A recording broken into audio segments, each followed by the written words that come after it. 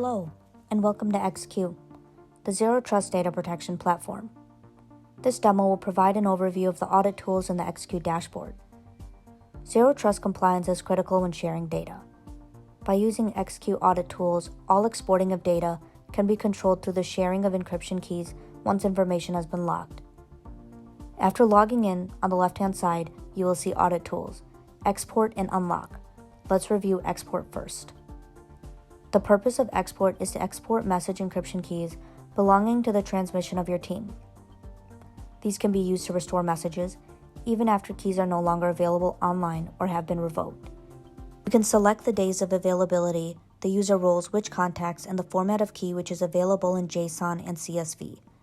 Click Export Keys and they are downloaded locally and can be used to unlock your workspace team's encrypted communications.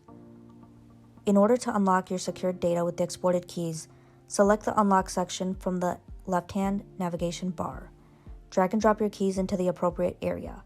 Do the same with the zip file of your encrypted files and messages. Optionally, enter filter terms to search for in the encrypted contents.